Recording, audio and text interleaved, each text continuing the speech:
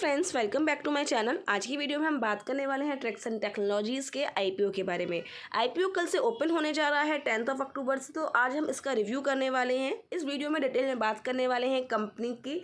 सबसे पहले हम कंपनी की डिटेल्स चेकआउट करेंगे। नेक्स्ट हम चेकआउट करेंगे कंपनी के फाइनेंशियल्स कैसे हैं और किन वैल्यूएशंस पे आ रहा है, क्या फंडामेंटल्स हैं कंपनी के, सब डिस्कस करने वाले हैं। साथ ही साथ यहाँ पे डिस्कस करेंगे कंपनी के आईपीओ की इंपॉर्टेंट डिटेल्स। इसके बाद डिस्कस करेंगे जीएमपी क्या चल रही है, और यहाँ पे ये भी डिस्कस करने वाले हैं कि हमें अप्लाई करना चाहिए या फिर अवॉइड करना चाहिए इस आईपीओ को। तो फ्रेंड्स, वीडियो में एंड तक जरूर बने रहिएगा। साथ ही साथ फ्रेंड्स, अगर चैनल पे फर्स्ट टाइम विजिट कर रहे हैं और चैनल को सब्सक्राइब नहीं कर रखा है तो सब्सक्राइब कर लीजिए और बेल आइकन को हिट कर दीजिए, जिससे कोई वीडियो आपकी मिस ना हो। तो फ्रेंड्स, स्टार्ट करते हैं आज का वीडियो। सबसे पहले बात करते हैं कंपनी के बारे में। कंपनी की स्टार्टिंग हुई थी 2013 में और कंपनी का वर्क एक यूनिक सेक्टर से डील करता है। Basically company market intelligence data provide करती है प्राइवेट कंपनीज़ को। अगर इनका डेटाबेस देखा जाए तो ग्लोबली है और इनके क्लाइंट बेस भी ग्लोबली है।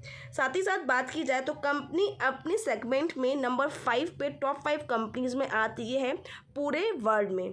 कंपनी के बिजनेस मॉडल देखा जाए तो यहाँ पे asset light business model and operate software as a service based platform है। कंपनी ने अब तक 662 मिलियन वेब डोमेन स्कैन कर चुकी है and profile over 1.84 million entities.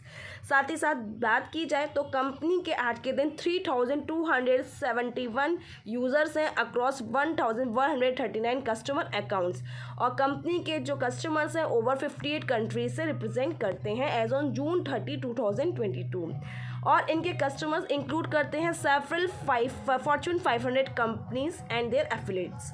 अगर मैं आपको सिंपल भाषा में समझाऊं तो यहाँ पे कंपनी जो बेसिकली क्या करती है, जो बड़ी बड़ी कंपनीज होती है उनका डेटा हमें कहीं भी अवेलेबल हो जाता है। अगर मुझे आज किसी बड़ी कंपनी का डेटा देखना है, लाइक हमें को टीसीएस का डेटा देखना है, तो मैं यहाँ पे इंटरनेट पे इजीली सर्च कर सकती हूँ और उसको यूज़ कर सकती हूँ अपने हिसाब से। लेकिन ये कंपनी जो न्यू स्टार्टअप्स होते हैं या छोटी कंपनीज होती हैं उन सबका डेटा निकालती है और जिन कंपनीज़ को चाहिए होता है प्राइवेट कंपनीज़ को प्रोवाइड करवाती है। तो उनकी रिक्वायरमेंट के हिसाब से उनको डेटा प्रोवाइड करवाती है और पूरे वर्ल्ड में ये नंबर 5 पे स्टैंड करती है आज के दिन। तो फ्रेंड्स, यहाँ तक तो सब कुछ सुनने में बहुत अच्छा लग रहा है कि कंपनी अच्छी है, सब बढ़िया है। लेकिन इसके एक बार हम फाइनेंशियल्स और वैल्यूएशंस चेक कर लेते हैं। कंपनी की अगर कुछ कॉम्पिटिटिव स्ट्रेंथ की बात की जाए तो कंपनी यहाँ पे 5th नंबर पे स्टैंड करती है ग्लोबली, तो यहाँ पे कंपनी एक लीडर है। साथ ही साथ बात की जाए तो कंपनी के कस्टमर्स से काफ़ी अच्छे रिलेशनशिप्स है, long standing and growing global customer base है। देखा जाए तो यहाँ पे जो भी काम हो रहा है वो इन हाउस हो रहा है, तो यहाँ पे कंपनी को कॉस्ट का एडवांटेज मिल जाता है, क्योंकि इंडिया में देखा जाए कंपैरेटिवली यहाँ पे जो मैन पावर है वो सस्ती मिल जाती है। कंपनी के जो प्रोमोटर्स और बोर्ड ऑफ डायरेक्टर्स हैं वो भी एक्सपीरियंस्ड हैं। आगे बात की जाए कंपनी के फाइनेंशियल्स की तो यहाँ पे कंपनी के टोटल एसेट्स देखेंगे। सबसे पहले तो 31 मार्च 2020 में 52 करोड़ के थे। 31 मार्च 2021 में यहाँ पर डिक्लाइन देखने को मिला, 48 करोड़ से रह गए। कोविड टाइम भी था तो यहाँ पर डिक्लाइन हो सकता था, और आज का देखा जाए तो 56 करोड़ के हैं।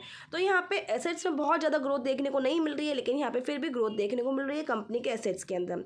कंपनी का अगर रेवेन्यू देखा जाए तो यहाँ पे 2020 में काफ़ी कम रेवेन्यू था, सिर्फ 6 करोड़ का रेवेन्यू था, जो कि बढ़ के आज के दिन हो चुका है लगभग 19 करोड़ का लास्ट क्वार्टर का है। तो अभी और क्वार्टर्स का आएगा, 3 क्वार्टर अभी बाकी हैं, तो लगभग हो एक्सपेक्टेशन है कि 70-75 करोड़ का पहुंच सकता है, इतनी एक्सपेक्टेशन है।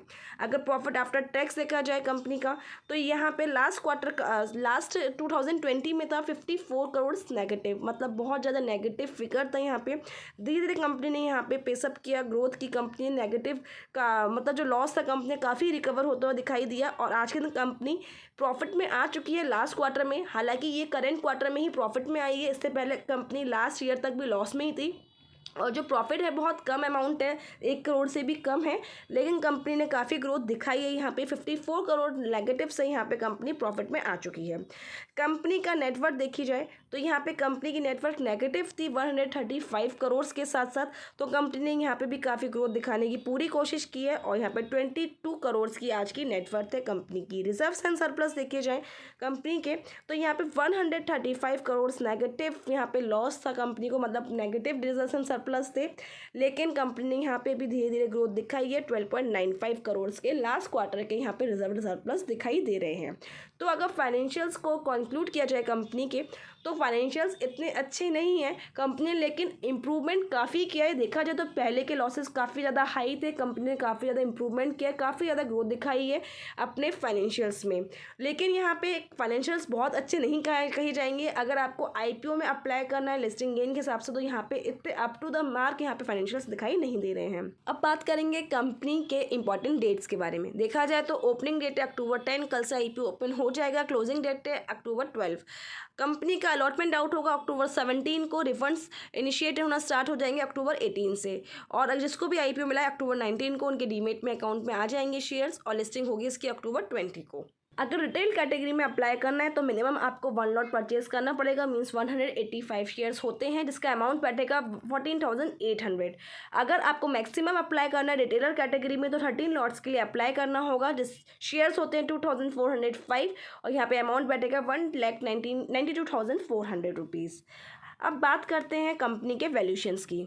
अगर यहाँ पे डिटेल में कंपनी की वैल्यूशन देखी जाए तो पैल्ट ऑलरेडी 2022 का नेगेटिव है 4.85 करोड़। इशू प्राइस यहाँ पे 80 रुपीज़ है, और यहाँ पे जो फेस वैल्यू है वो है 1 रुपीज़। यहाँ पे 10 रुपीज़ नहीं है फेस वैल्यू IPO की।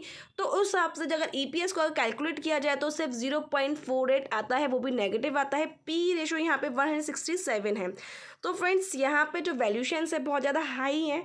और यहाँ पे नेगेटिव चीज़ एक और ये है कि जो प्रमोटर होल्डिंग है अभी 50.93% रहेगी प्री इशू, लेकिन यहाँ पे पोस्ट इशू हो जाएगी 35.62%। लगभग 15% यहाँ पे डाइल्यूट कर देंगे प्रमोटर्स इशू के बाद।